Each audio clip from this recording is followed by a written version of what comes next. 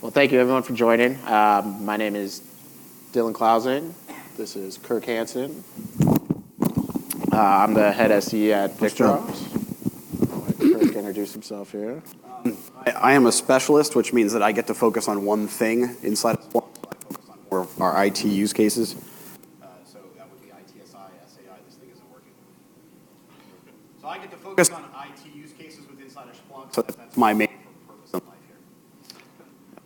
And today we're here to talk about the benefit of the tools. So ITSI and VictorOps and how that really helps reduce the downtime and maximize your uptime and your customer experience. So you going to start? I thought you were starting. No, you're the one that's labeled right there on the slide. See, it says right there. So you're supposed to go. You're up. No, that's you. It says We right said there. you're. Your freaking initials are right there. We said you're up though. Oh, you did? Yeah. All right. I think this mic is doing better than we are. All right. No, I'll take it. So as you can see, me and Kirk did not have a plan going into this, and that wasted time really matters, right? That I caused, by the way. In an Internet Minute here, you can see how many transactions, how many things are going on, and our customers expect these things to work. So when you don't have a plan and these things don't work, they move on to the next service, or they call in and have frustration. So it is really important not to waste time bickering back and forth like we did on who's taking what. So we want to streamline those operations to make sure we don't have that downtime and cause those larger issues. One thing is I've never seen 100% resilient infrastructure. So downtime is inevitable, but you do have the tools to prepare for it. So as long as you can react quickly and know what we're fixing, that'll make a world of difference to lessen the outage, lessen that downtime as an incident occurs.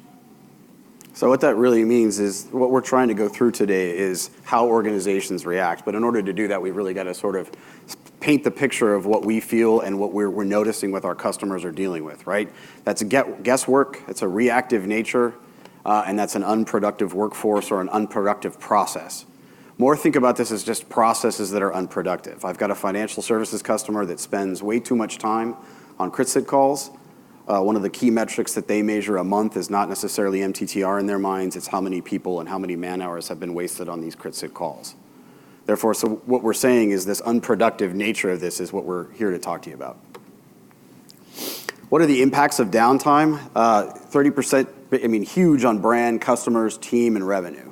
So your team morale is huge, especially in this economy, right? Your team doesn't want to stay, then why would they stay if they're not having a fun time, so to speak? You've got a drop in customer sat as a relation to, say, that brand hit because of social media killing your brand just over one small outage. This is the trend that we've seen in the industry as well. It's better to sort of admit that outage nowadays and be open about it rather than take the hit because you didn't acknowledge it. So this is the kind of environment that we live in, and therefore we've got a serious lost revenue if we've got all these things going on, because seriously we'd have to survive with less people, or you'd have to survive with more people. It's just not very productive in the end. You end up losing revenue, which is of course what we want to protect. This slide got munged. Yeah. Well, this slide just got screwed between our deck and this one, so sorry about that. All we're really trying to say here without prettiness to it is that KPIs in our world are how we view things. It's how we drive the content or how we get the right people on the right call at the right time. So we don't page 600 people, or at least if we page a group of people that is a large group, we can peel them off that crit-sit call as soon as possible, thereby saving money. I find that latter example resonates more than the first one does. The first one is, let's page the right person and only have 3 people on the phone. Then you're going to spend more time getting the other folks that you missed on the call. There's always some human error there. So most of the customers I deal with are going to page out at a larger quantity and then reduce quantity as that service that's affected or the root cause is identified quicker. And this is our approach to doing that. Is this just a long build? Sorry about the pictures. It's you. So yeah, in my experience here, a lot of people play hot potato with the incident or have a hard time getting the right people on the phone. So you can see here a lot of missteps, a lot of trying to find who on the other teams can I contact? Do I go to Slack? Do I go to email? Do I have to manually call? So the incident lifecycle process can just be very long, and we want to reduce that. We want to streamline that so the people fixing the issue can fix the issue and not worry about calling and reaching out in a manual fashion. So when we bring VictorOps and ITSI together, what we're really doing is preventing and reducing downtime. We want to take all those alerts and create that episode so you have the one issue that may be causing the issue, the downtime, and then you get paid for that and you can fix that issue, not a bunch of different alerts and you're scrambling to figure out what's going on. We also want to provide visibility and collaboration. So rarely is an incident isolated to one team. We want to give you the tools to bring in other teammates. They can come in, they have the visibility of what's going on, get up to speed quickly so you're not starting over, catching them up to speed, then troubleshooting, catching them up to speed, and so on and so forth. And also all-con burnout. We want to protect your employees, right? We don't want to just overwhelm them with incidents and reactive nature. We don't want them just doing these manual things over and over again. We want to give them the tools to effectively create these, firefight these incidents to a resolution quickly. So how many people here have ITSI? All right, so a good number. How many people here have VictorOps? I just realized I don't know if I can mentally reconcile the delta there, but at least we have some good hands. So one of the things I just want to throw out is if there's any questions, as long as it doesn't throw us off our game too much, we'll try to answer them in line, so feel free to throw out questions. What we are going to attempt to do is, after a couple more boring slides, get into raw product and show you how we actually do this from a demo perspective, since the Wi-Fi seems to be behaving. Now, everyone that's on it should know what I mean by that, so if it doesn't, we'll go back to PowerPoint and get through the content. So the reason that we think, and the reason that obviously that Splunk purchased VictorOps, is we believe that there's a natural marriage between the two systems, right? So what I mean by that is ITSI is good at finding what is wrong. It's not good at collaborating or telling people what to do or getting the right people on the fix. Certainly it's not AI like everyone thinks it does, or at least my mother, who's older, thinks that AI is like the Terminator or something and fixes itself. We're talking about VictorOps and ITSI today, but we're also throwing in one more thing, and that's Phantom. So we do have something we can show in this. The intent really here is that cyclical three-prong approach where I can understand it and identify it, I can collaborate on it, and then I can act on it. This ought to sound at least somewhat familiar if you think about sort of an AI ops play that Gartner has created for us in terms of that sort of holistic functionality. And whether that's getting to a state where we're predicting properly, or whether that's where we're getting to a reduction of event storm. Event storm is really the more sort of immediate way or immediate value that I can get because I've got a ton of events in this world. Predictive, you need the right data set, and you also need to trend on it a little longer. So typically what we find is the immediate value is actually a little bit more on the event storm side than it is, say, predict. I'm not saying predict is not a fun feature. In fact, last night in Boss of the Knock, did anyone go to Boss of the Knock last night? Well, thank you. All right. So it was the most popular use case. It turns out predictive analytics was the one that people kept their time on. It was around 48% of the average user spent more time on that than they did any other. So that's a pretty good statistic, and in fact, it shows that our customers are starting to ask for more and more. It looks like this slide got messed up too. It's fine, and then so did the next one. Should we just jack out and jack in? Did you have it? I don't have it up. Okay. All right, let's just pretend that there's darker colors. We'll just have to audible this. What this is really trying to show, and I don't know how many people have seen this, but I have a little bit of a different spin on this because I have an event management background, but on that top where we see that cluster of events, that's the typical time where we start to, not at the beginning of that cluster, but in the middle of it, where we start to actually think about measuring MTTR. What we're taking and what we're doing with the collaboration with VictorOps now is we're able to take that and slide that MTTR to the left. We're able to collaborate on it, start thinking about it. That's really sort of an ITSI KPI-focused approach, where we're really able to get to more of that proactive. That line down below that where it's purple right there is supposed to say to the left, I don't know how this deck got this messed up. Sorry about this. It's actually supposed to say get to a more proactive state, and then negative MTTR would be your predictive analytics on the bottom. But this is really designed around the maturity curve that you may have seen that we've got, where we start taking you from just recognizing what the problem is, building out some service models, getting to an event analytics state at the next potential step, getting into a place where you're actually able to collaborate, and then getting into an automated state. It's just if anyone's ever seen the maturity curve for Splunk, it's the same kind of model, just a different representation. How come all my slides got screwed up? That doesn't seem half fair. Did you screw them up? No. It was all you. We just wasted another minute. Look at that. We just wasted another minute. So the benefit of this slide is that really it comes back to what I've already said. We want to monitor using ITSI. We want to investigate or collaborate a little bit more effectively using VictorOps, and then we want to act using Phantom. How many people here have Phantom? Have you started to think about using it for IT automated resolution? Okay. We actually had a use case in last night's Boss of the Knock for that as an Easter egg. I'm not sure if anyone caught that. Did anyone get to that was at Boss of the Knock last night? All right. Okay. Your turn.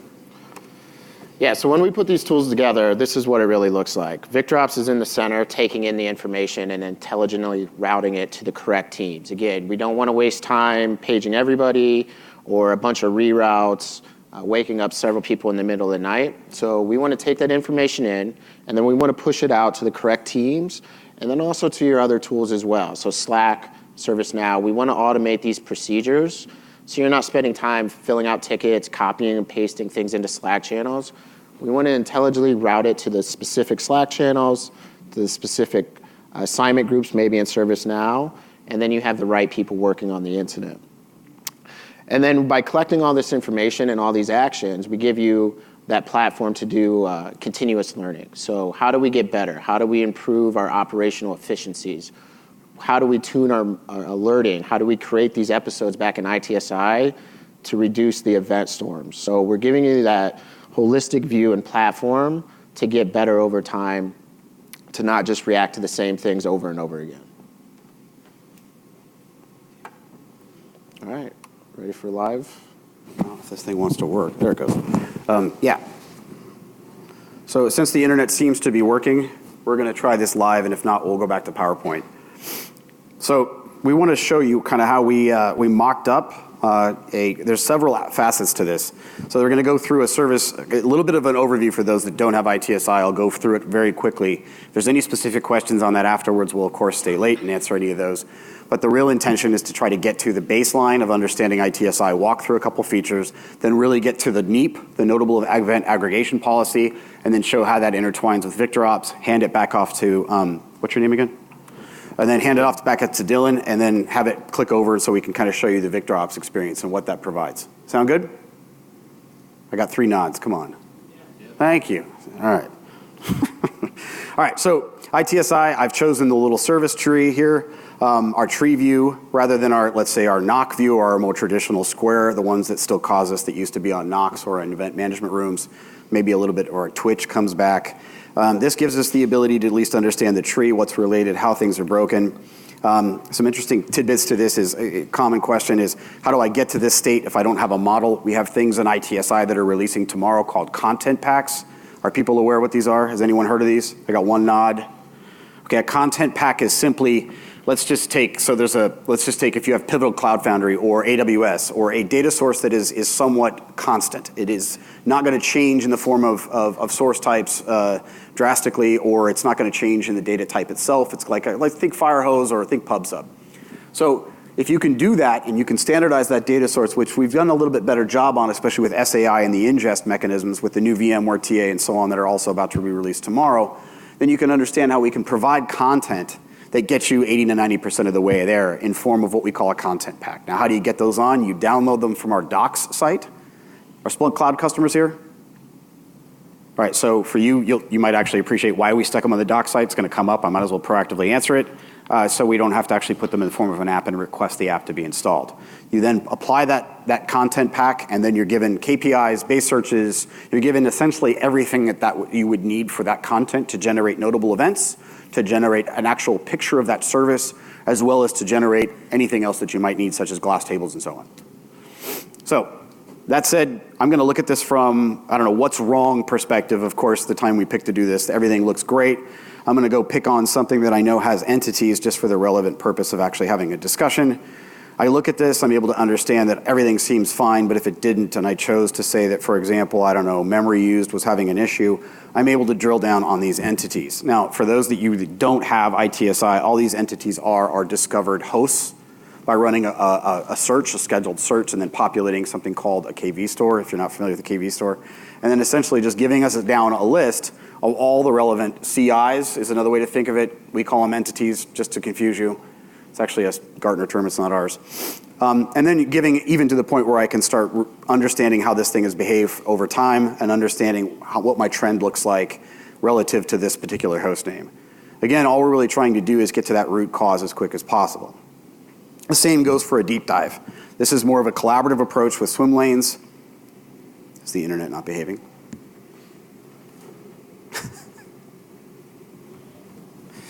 Let's go to PowerPoint. Which one was it?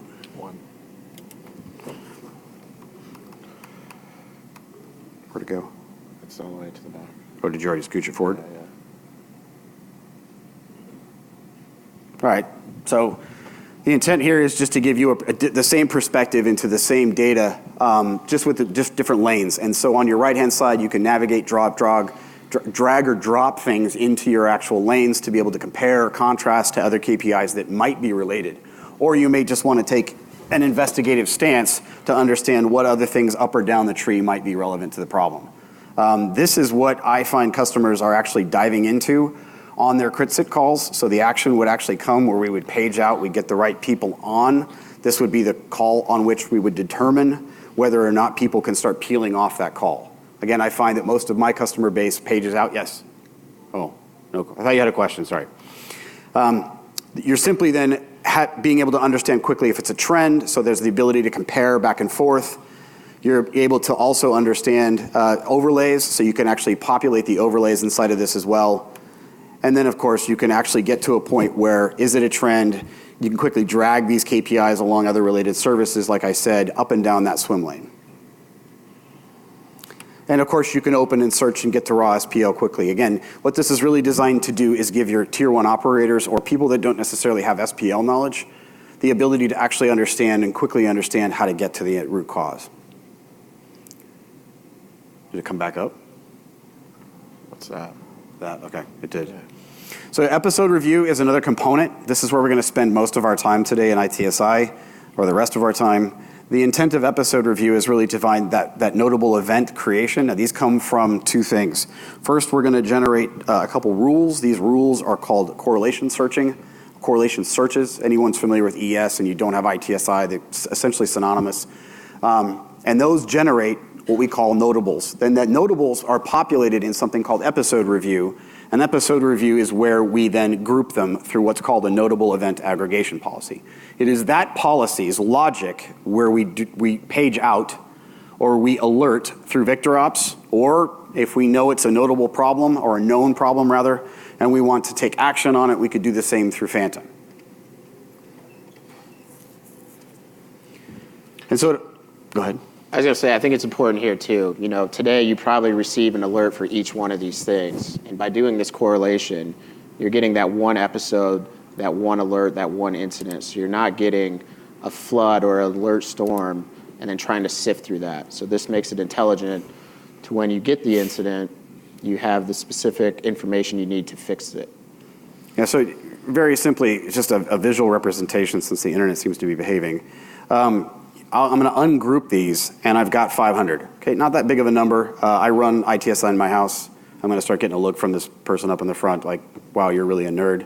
It's true. You can get, I've actually grouped, if you do it right and use what we call smart mode, which is basically ML on top of this grouping policy. I've got around 200,000 events a day with my VMware cluster, and I'm able to group them down pretty effectively to about 5 groups. Okay, and that didn't take very much tuning at all. The content pack that we have for VMware gives you that correlation rule that we wrote, right? So the intent is just trying to draw back to that content pack and give you something out of the box that you can get up and running with fairly quickly. Back to episode review, the real intent here is to give you a more consolidated or grouped list so that you're not triaging all these events coming out of your event management system or Nagios, any other thing like AppD. I've got that same financial customer that's looking over around 800,000 events a day coming from their systems. We are just in a world where that cannot be triaged by human beings anymore, right? So we need ML to help us with that, which is essentially what you're seeing. I think I'm good. Do you want to? Yeah, so now that we got our episodes created, we need to tell it when to fire off and get our teams involved. So by going to this aggregation policies here, we can set our action rules, put in the KPIs and our rules to when to send to VictorOps and to what team. Again, it's reducing the time to playing hot potato again with these incidents. We don't want to send it to the wrong team that's going to reroute it or doesn't have any context about the alert. So we want to make sure we're sending it to the right team with the right context. And then when it gets to VictorOps, we give them the methods to collaborate quickly. So one last piece before we dive into VictorOps is the actual notable event aggregation policy. And all we're really doing is giving it filter information. There is one for these content packs that give you the right filtering qualifications. And then in the actions, what we're doing is we're taking that same action that exists for VictorOps, and then we're configuring it and then sending out that episode information over to VictorOps so that the relevant contextual information is given to the right team at the right time so that, again, we're not paging the entire universe or we're paging more effectively. You want to take over with? Yeah. Okay. So now once we get over to VictorOps, we give you the tools to automate several things.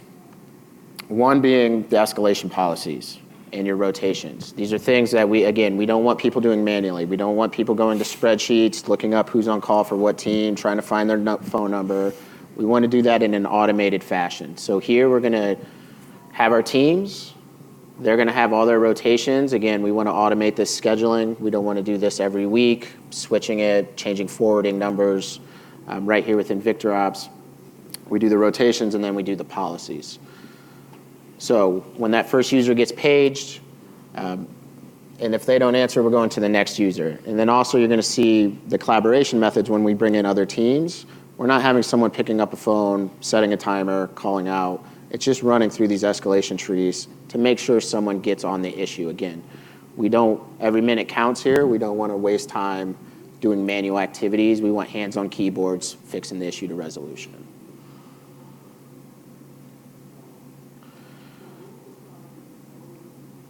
Now that we get back to our timeline here, this is where we're going to see all of our events paging out to those teams in a targeted way. Here we're going to find our ITSI event, so we're going to get all that contextual information over to the on-call user. They have everything they need to assess the incident and see where they need to go next with it. So I can acknowledge it, I can take ownership of it, I've assessed that, hey, we need to get some other teams involved. So we give the tools to quickly do this within VictorOps.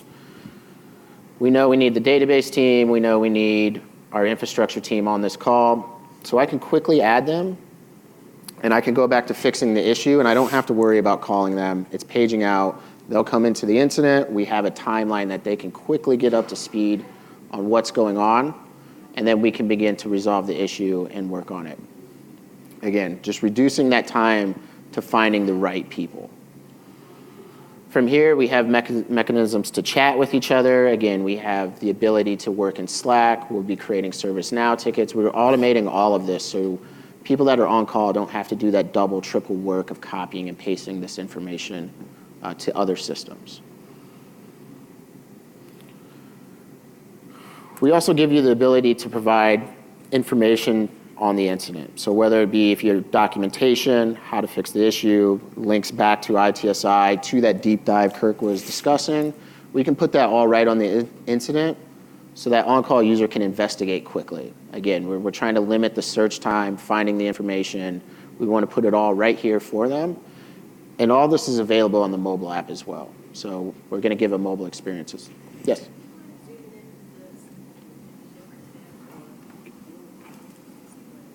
Yeah, absolutely. So these are links that are put on by our rules engine. So again, if you're hosting documentation in Confluence, ServiceNow, wherever it may be, we can provide these links right onto the incident so your users have quick access to them. And then once the issue is resolved, it goes to a resolved state. We have a full timeline of the event, who was involved, who was paged, who was brought in. So we can recreate this in a post-mortem review. And what that really looks like is, again, this is something that I see a lot of companies doing manually, is they're creating these reports by going to emails, to chats, and trying to put all this together. We do this in an automated fashion with our timeline. So when we create these reports, We have the full information of everything that happened, chats, when incidents came in, who was involved, what was done, and it's all time-stamped in a chronological order for you. You can write up summaries, action items, add in additional notes, and save this as a PDF and share it with stakeholders internally. Yes, we do have a bidirectional integration with ServiceNow, so if you close it in VictorOps or in ServiceNow, they stay in the same state together. So that's a good question. A lot of times this comes up with customers is where should that action be taken? Yep. In other words, I'll find some swag or say thank you later. We always get this. It's where should that action be taken? As far as advice is concerned, it really depends. I've got customers that are very, very, very focused on automation. So obviously then they're going to want the automation to take over first. It really just also depends on what data you have available. A lot of the times that you can take that action from, say, Splunk, like ITSI, could just automate or do the same thing that VictorOps is doing here. It really just depends on the stateful purpose. In other words, do you want to alert first into VictorOps and then have that intelligence then alert out by creating an incident as a disruption of service, or is that disruption of service really coming from ITSI? Does that make sense? So we hate the answer, it depends, because it's not cookie cutter, it doesn't help. But we find that when we give the answer somewhat the way I just did, that it seems to resonate with customers better. So it really does depend, and the answer is you can do either way. And You don't want to open up a ticket necessarily at the time it's an incident. Right. Well, No, you're exactly I right. agree with you, but I do have customers that have reasons for audit purposes that are forced to open a ticket, period. Yeah. So, yes, it is auto-closed. Sorry. I mean, yes. Yeah. But again, some people, so a disruption of service is classified as what? There is no definition that Gartner comes up and stamps and gives us. It is defined by that service being impacted in more than 62% or whatever the definition is. I don't carry it around in my head because I never use it. And the point I'm trying to make is that in some cases, I've got a customer that says, if that number that you saw in the NEAP, the Notable Aggregation Policy, there's one rule that says, all right, if I have more than 10,000, then I want to alert. And that bypasses VictorOps, and it goes right to ServiceNow because that's got its own logic for then getting the right people engaged. Or I might want to just go right to VictorOps and use the functionality that exists. It really just depends on the order of operations. If we have a customer that says ServiceNow, and they don't have VictorOps or anything like it, we find that also we want to then enforce or urge them to try to stick VictorOps in the middle because we can start reducing the noise storm that exists into ServiceNow. Yeah, in my experience, people have a hard time collaborating in tickets. It's hard to mobilize people, and that's the tools I just showed you is to mobilize people. It's action, right? The ticket for me is logging, system of record. So we want to document that stuff, but it's hard to work out of that with other teams. So we give you the link to go straight to the ServiceNow ticket, and all those actions happening in VictorOps are going to document to that ticket, so you don't have to do that. Question I have, maybe you said I missed some. So all these events are being picked up in core or ITSI, and then they're also being fed here, or how's that? Getting ingested here to create some of these actions? Oh, okay. Ingested into VictorOps? Yeah, so we'd be an app in Splunk, and then we'd be an alert action. So whether it's core or ITSI, you're going to say alert action VictorOps when these thresholds are crossed. We want to page out to this. It's up there and then there. Yeah. And pushed here so then you can have the link to exactly that event and open up those. Exactly. So yeah, just trying to automate these workflows so we're focused on fixing the issue and not trying to find, ancillary information. Event aggregation could be here or ITSI. Well, I would say ITSI. we prefer that technically the answer is yes, but we Yes. prefer event aggregation to be occurring in our notable event aggregation or our episode review. The intent there is that there's a lot more scale. Yep. This is designed to grab hundreds of thousands, if not millions, events a day and aggregate them and then put them into the right bucket so that we can give the source of data could be more truthful, more interpretive, or less interpretive, more truthful, and then given off to VictorOps and then correctly actioned. The easiest way is Splunk's the data part, VictorOps is the people part. We're mobilizing the teams and getting the right people involved. Make no mistake, you can do this without ITSI. It was just a great discussion because we have, say, that piece I used, the notable event aggregation policy here, that actually shows the logic that is built for, say, this particular aggregation policy that you go in and say, I want to, not only how do I want to group them, and then what do I want to split them by, and then all of what does consist of an episode. In other words, if the episode has been great or has been going or continuing for longer than X number of whatever, and then give that some logic, it just has a more logic-driven view. And then, of course, the action rules is sort of the sweet sauce. This is analogous to an alert in core Splunk for me, right? You're giving it a little logic. You're telling it what to do. Written all those alerts in core Splunk today, so why would I? It really, that's a good conversation to have, only because if you had other sources than just, say, the raw data. So like a good one is Nagios. It's a state change. I could ingest that and alert on it, but it's all in one place, right? It depends on how many events you have. I mean, again, event management today, if you're really not doing it at the scale, then you may not need it. It may be a good place to start with core Splunk, right? So I think really then the last piece is analytics and how do we look at these incidents and how do we get better over time. And the one way we want to do that is we send this incident information back to Splunk. So you can have that holistic view of how do we get better? How do we create these episodes? How do we group these things together to make sure we're getting the right incident and not a bunch of them?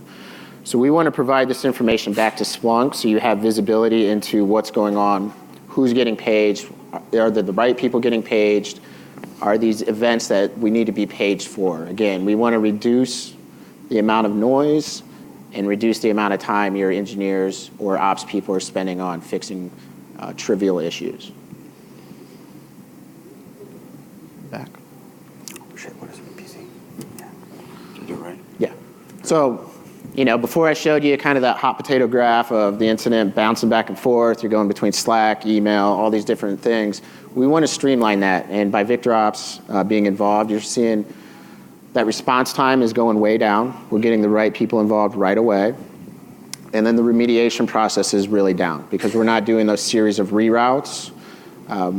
We have the people that can fix the issue and we're working together and we're not, again, throwing the incident around, trying not to work on it.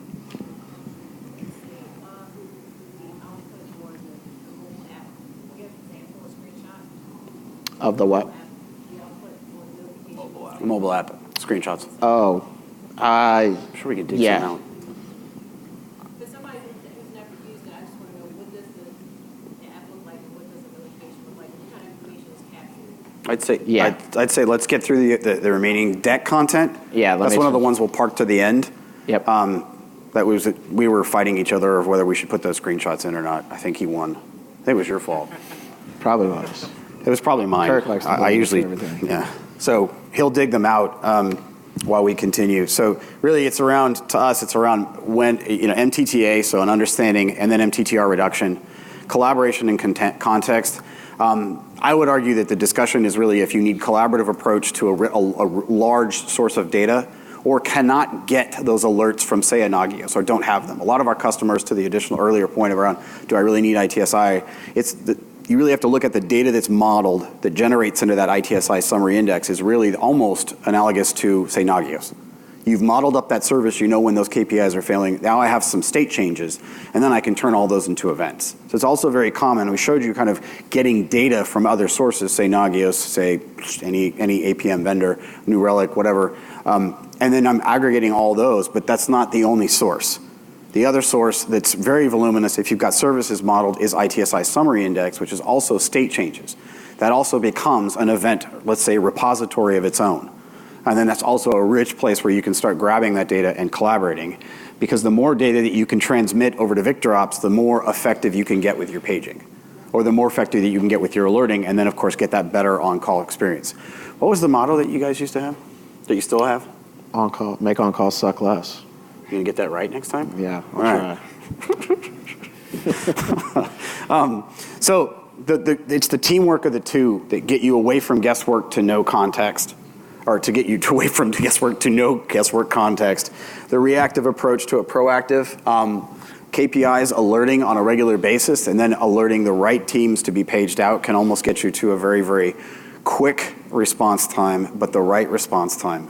Cost reduction here is huge. And human cost is becoming a lot more than technology cost. So it's been more and more important as time goes on to get to a point where you can get to that productive or reduced distraction type state. And in the end, again, getting you away from the guesswork and reactive and unproductive state. Did you find it? Yep. So there is a way you can try this together. We have the Splunk plus the VictorOps trial that we also have Autobahn that's in play where we have the two integrated as well. Do you want to switch back over? Are you ready? Yep, I'm ready. 5?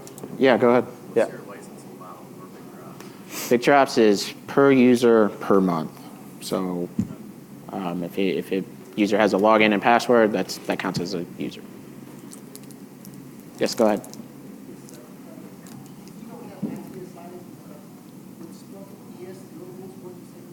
Yes, yeah. So we integrate with Core, ES, Phantom, ITSI, the whole Splunk suite. And Signal. And Signal.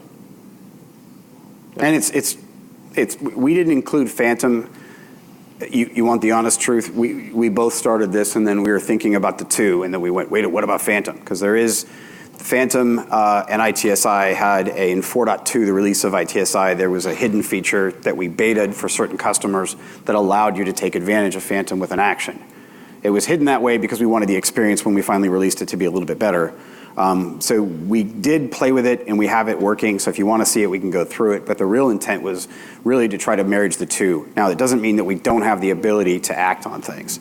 Again, in Boss of the Knock last night, we had an action that was actually solving a problem real time. Yes, on the back end, it was actually scripting it and then re-scripting it to break itself again. But it was real time, so it was using an actual playbook from Phantom. So in regards to the question around the mobile app, we have Android, Apple, and then also the watch support as well. And then you're going to get a notification like this. So you can take action right from that push notification, and also you can see all the context around the incident that you're being paged for. In addition to responding to events and incidents, we also give you the ability to do scheduled overrides, look at your on-call schedule, swap shifts with other users. So again, you're not chained to your laptop all weekend. We want to give you the freedom to have the around on-call flexibility here. And then the last thing is starting conference bridges, being able to collaborate, again, on the mobile phone with your other teammates, not in front of your laptop. You have all that functionality at the tip of your fingers. So basically, you just get a notification, like, can you drill down on that notification? Yes. I don't have the screenshots for that. I can show you after what it looks like when you actually go into the mobile app. And what it is basically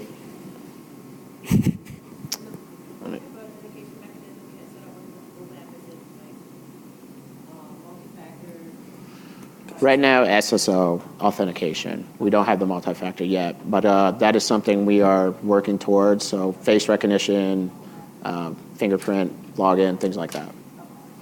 So everything you see on this page would be on the mobile app. The who's on call, the people pane, the middle timeline, and your incidents, and you can drill down and see all the details and everything. So this timeline page and the mobile app have the same functionality. any other questions? Oh, yep.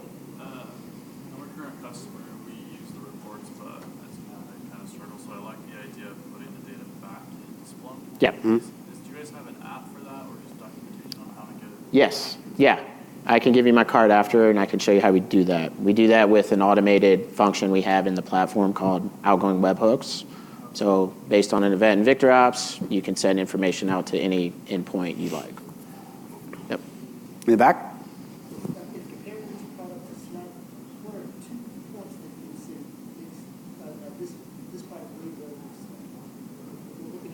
I'm sorry. Then Slack? Yeah, Yeah. So Slack is it's great to work in, but it doesn't have the targeted escalations, the on-call scheduling. If something just goes to a Slack channel, in my experience, no one's really jumping to fix on it. So having that targeted escalation to a team and a team member, It provides that accountability and ownership of the incident. And then you can go to Slack and collaborate from there. But I see, Slack's good for maybe chatting and working through the incident, but the other piece, yeah. There was another, yep. The notification rules, how do you guys handle things like blackouts related to changes? So, Go ahead. you want to take that? Yeah. Do you want to go VictorOps first? Well, the VictorOps we'd have, so you're doing changes, some alerts are going to come out, and you don't want to page out on those? Yeah, so we have a maintenance mode feature where you can silence alerts. We still collect them, we just don't page out because you're in a maintenance mode. So there's also, are you an ITSI customer? I don't want to give you an, no? Okay. Well, how about for the room then? There is two things. There's a blackout or a holiday schedule that you can put in now, but there's also the concept of seasonality that's being put into the product in the next release. This is not 4.4, it'll be around 5. Time, although we think we can pull it forward. Seasonality is designed to use ML to say, this time period, I want you to not care about these KPIs, like KPI-based seasonality. So let's say Black Friday comes. I don't really want to alert if I have increased web traffic, do I? No, I kind of want to be happy about that. But the normal ML-based threshold would actually alert. This way, there's another algorithm that can sort of override that, and then seasonality would dictate that you shouldn't be alerted. So I would call that solving at the cause versus solving it at the escalation layer. But There's a question over here. How do you basically compare yourself to PagerDuty? Because I understand you're basically competitors. You're Yeah. in the same ecosystem. So what's the positive advantage of them? Yeah, so with VictorOps, PagerDuty does not have an integration with ITSI. So having that power of Splunk and VictorOps together, I think is far superior than just what PagerDuty does. They're just taking in alerts and paging out like we are, but when we backed with Splunk, you're making that intelligent ecosystem and having that nice correlation there. It's the native integration.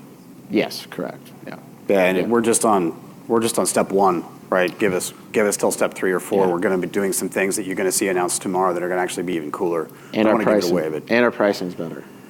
So you know that. and we do find that when people are ITSI customers, even if they weren't, there's a natural progression to start having the conversation around, well, Yep. do you want to think about using it? And that's usually something we don't have to bring up, to be honest. Yeah. And I think the future vision we're building with Signal, Phantom, ITSI, that whole AI ops story of bringing that all together under one umbrella, it's going to be really slick when all these features are integrated in the same ecosystem.